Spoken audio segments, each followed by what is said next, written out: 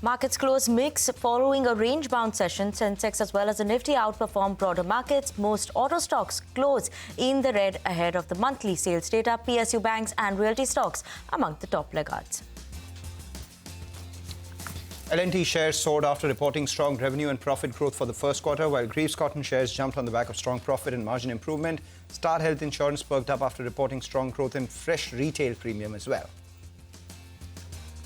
GNG Electronics makes a strong listing at a 50% premium. Meanwhile, it was a tepid listing that came in for IndiCube, which listed at a 9% discount.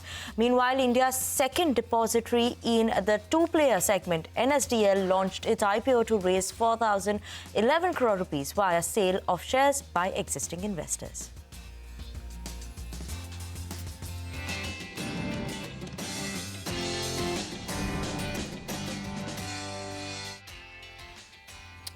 Well, yesterday was an up move from the lows and today was consolidation of those gains. Good evening. You're watching us here on Markets Forward, your go-to show where we aim to get you all the key data points to get up for the next trading day and a bunch of events lined up before you move on to trade tomorrow. The most important of them domestically would be the expiry of July series, and thereafter we will get the data coming in from the US Fed meeting as well. Not to mention a lot of results. I'm Mangalam, with me, Vinny Motiwala. Hi, Mangalam. An interesting day that shaped up, right? We did see a lot of ups and downs, but managed to hold on to some bit of the gain at the end of the day is something that is interesting. Broader end of the market, though, Mangalam, that's not done anything exciting. So that is something that we'll be keeping an eye out on. But like you mentioned, this is that next 20 minutes where we'll give you all those big, important news flows that'll be there on the Dalal Street that we saw, as well as the top corporate voices to track, as well as important events that we'll be watching out for in tomorrow's trading session.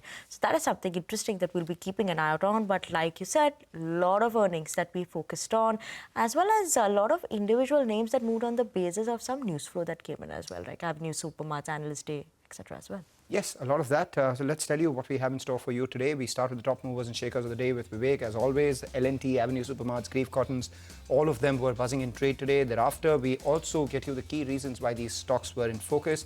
We delve into the key market events to watch out for as we talk about a couple of these new listings too. So let's go across to Vivek for all the top movers and shakers. Vivek. Well, thank you so much for that. Well, a day clearly after a long time being dominated by the capital goods, the infra names, the old economy. Those are the stocks that managed to do quite well in the session today. First on our list has to be Larsen & Toubro. The order inflow cheer over here was very strong. Strong beat to what the street was expecting, especially in terms of order inflow, and the order book now in excess of 6 lakh crore. The second stock, again, from the capital goods space, GE Vernova T&D, much above what the street was anticipating, perched at the upper circuit throughout the trading session. The other stock, one from the reinsurance space, that is New India Assurance, very strong commentary coming in as far as FY26 prospects are concerned. They expect the combined ratio to reduce by almost 300 basis points compared to FY25. Street clearly liking it almost 16.5% higher. KPIT Tech, the results came in midday today, post which the company actually gave slightly encouraging commentary as far as the second half of FY26 was concerned. They expect growth to rebound, and on the back of that, almost 4% higher. And another stock, one that you track quite closely, that is Avenue Supermarts or DMart. Street cheers the commentary as far as store addition is concerned for the rest of the year. On the other hand, quite a few laggards as well. Tata Motors, the street clearly apprehensive about the fact that the company may be acquiring a large European entity. Five-Star Finance, this particular stock, again, very significant asset quality was that stock lower by 6% today as well. Motherson Sumi, remember one of the company's key clients, Mercedes, has gone ahead and further downgraded their volume outlook for calendar year 25 is concerned. That stock near the day's lowest point, that's where it ended. And Industar, this particular stock results today, what actually transpired is that they gave it the announcement for the board meeting, but it appears as though this time around there won't be a dividend, and this is something that ensured that the stock ended at the day's lowest point. Okay, Vivek, thank you so much for that. But let's bring on board our guests for today as well. We have Nagraj Shetty of HDFC Securities, as well as Mayuresh Joshi of Mark Smith India, joining in with us right now. Good evening, gentlemen, and thank you so much for joining in with us. Nagraj, let's talk about levels that we should be keeping an eye out on. While it's been a beat in those couple of 100 points of range for the Nifty, what are we watching out for? Because we managed to close above the 24,850 level. How important is the next level in terms of resistance and support? What is that we're keeping an eye out on now?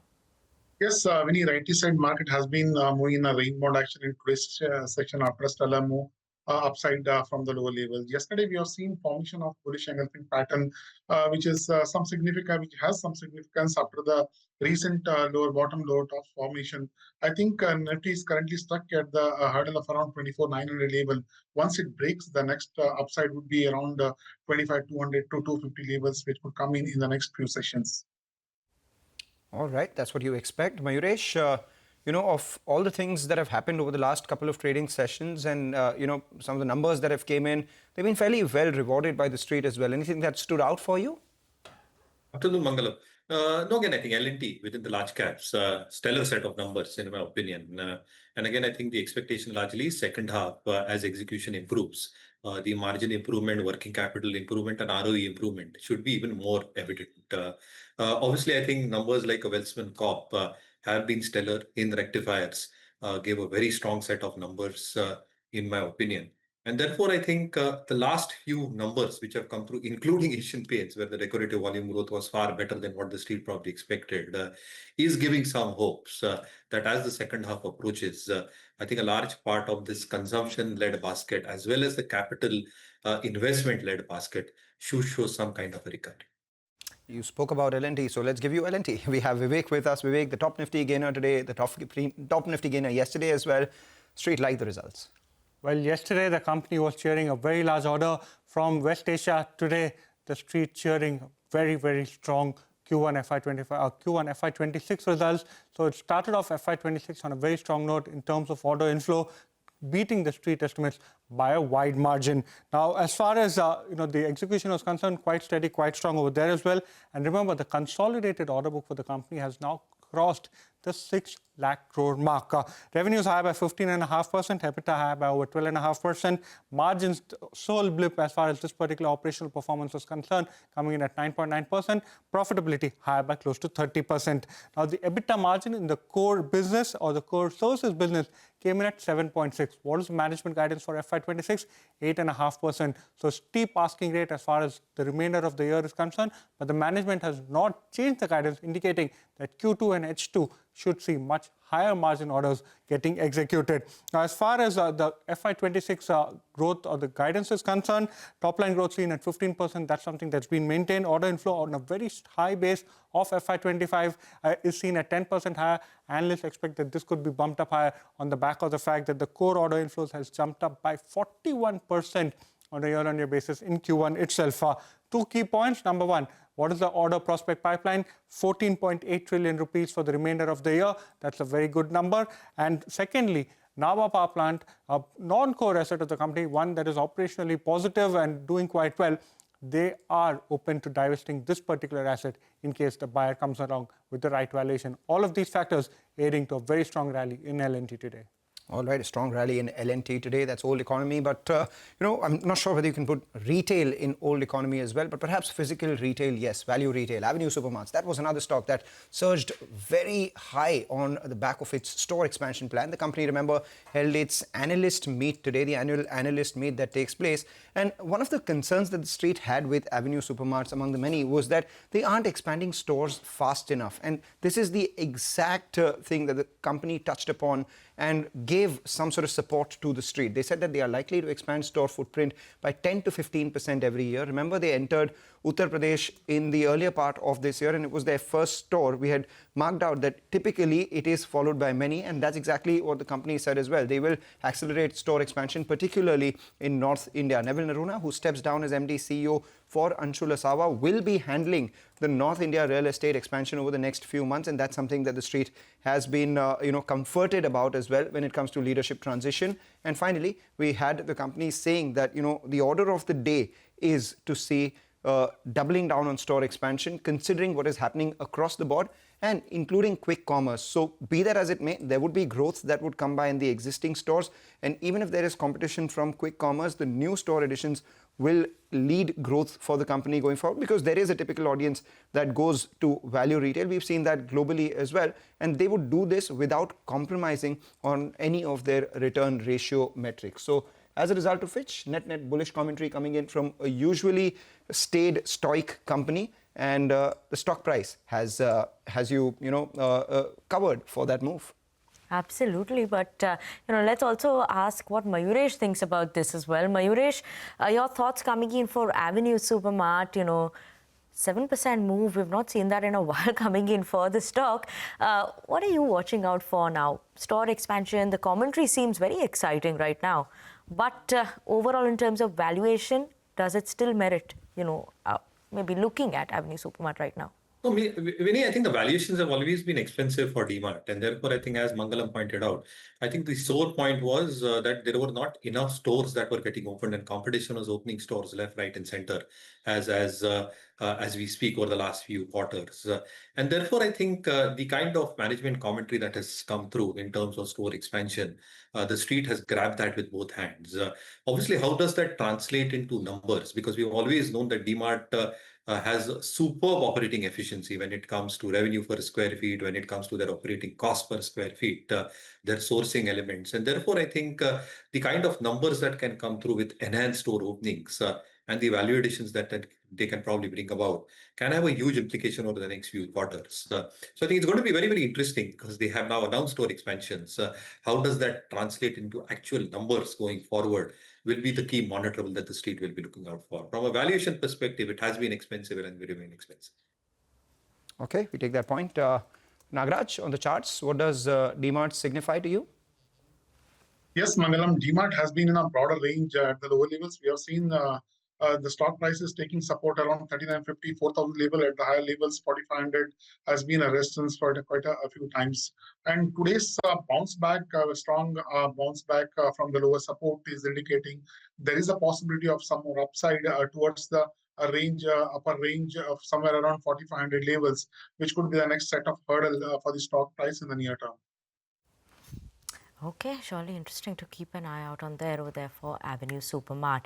But let's move on and talk about two debutants on the TC today. We had GNG Electronics, which made a strong listing, and that was a 50% premium as against the issue price of 237 rupees per share. Now, the management told CNBC-TV18 that the IPO will help it to be debt-free as the company aims to utilize 320 crore rupees out of the fresh issue to repay its debt and use the remaining for general corporate purpose. Now, as of September 2024, the company's total borrowings is around 500 crore rupees. Also, the management of IndiCube, which was the other listing that came in, that was a bit of a muted listing that came in for the company.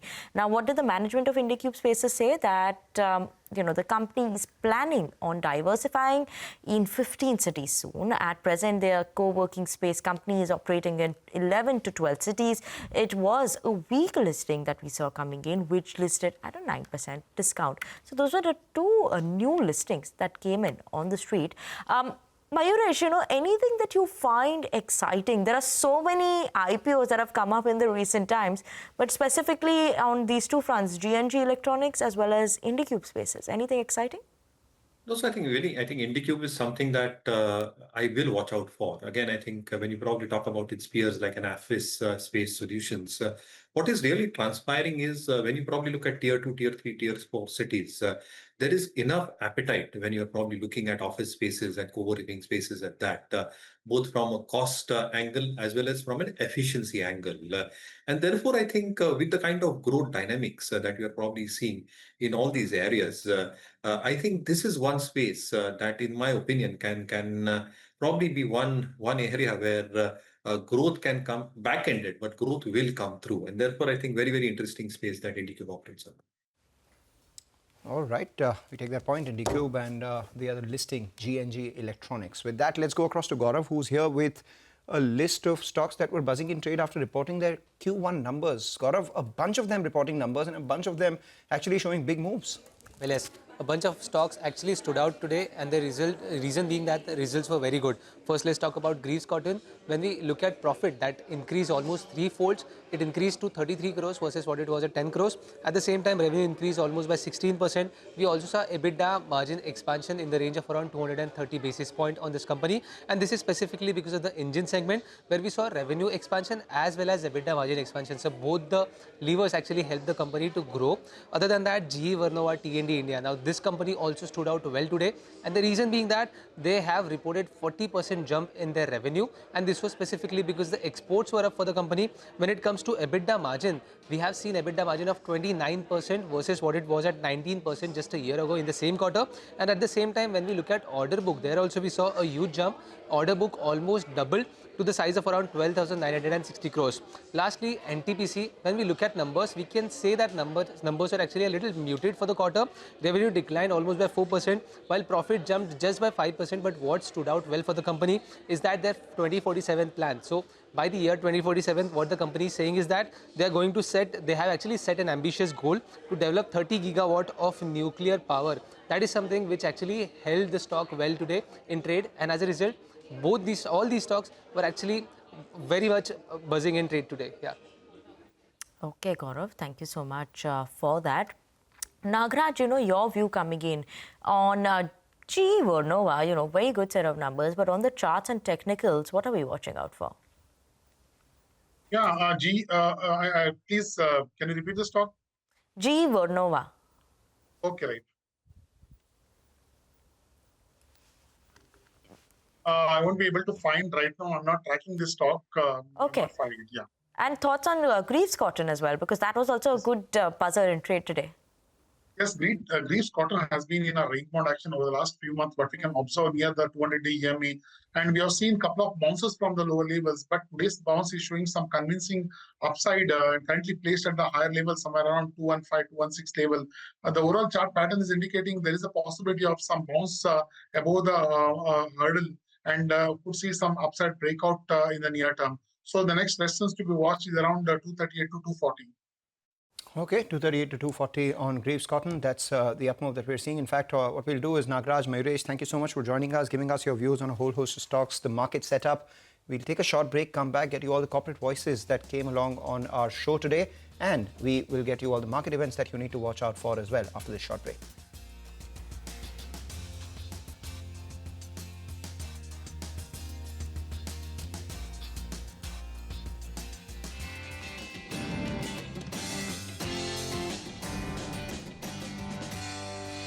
Welcome back. You're watching us here on Markets Forward, a day of consolidation of gains that we saw in the previous trading session. As we move towards the expiry session tomorrow, let's get you some of the key corporate voices that came on our channel today. Asian Paints, the management said that it had witnessed improvement in demand sentiment. In fact, they added that there are signs of improvement in both urban as well as rural demand on the back of good monsoon will also reflect there going forward. The management guides for high single-digit volume growth in FY26 with mid-single-digit value growth because of the equation moving towards value product. 18 to 20% margin guidance is something that they continue to commit to.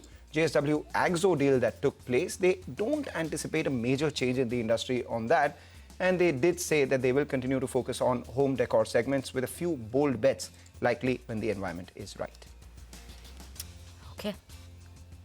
That was the top corporate voice for today. But before we wrap up this edition of Markets Forward, let's bring you the important events that you should be keeping an eye out on in tomorrow's trading session. We've Gaurav joining in with us to give us just that. Gaurav. Well, yes, on the global front, we have a big event coming up, which is Fed meeting. Now, we will get the decision. Let's see if US is going ahead with the rate cuts or not. And this is specifically important because Mr. Donald Trump, on one hand, is saying that there should be rate cuts. But on the other hand, Powell does not look like going ahead with the rate cuts as per the estimates. Other than that, Bank of Japan, this will also come up with their interest rate decision. So that is also something to watch out for. There will be some companies which will be in focus on the back of earnings globally. And we have got Apple, Amazon, MasterCard, Unilever, the car company, automaker, BMW, all these companies will come up with their earnings. On the other hand, from Indian markets, we have a bunch of stocks which will be in focus on the back of earnings. We've got HUL, Sun Pharma, Maruti Suzuki, Ambuja Cement, Coal India, Dabur and TVS Motors. These are some of the key companies that we will be watching out for on the back of the earnings. We'll also watch out for Brigade Hotel Ventures because this company's IPO will get listed. And at the same time, let's also talk about JSW Steel because there will be some hearing on the SC about the lender review plea, and this will happen on 31st of July. So definitely on the back of this, we will also be watching out on JSW Steel. All right, Gaurav, thank you so much for that. With that, we are out of time on this edition of Markets Forward. You stay tuned to CNBC TV18. Back with more news and updates on the other side.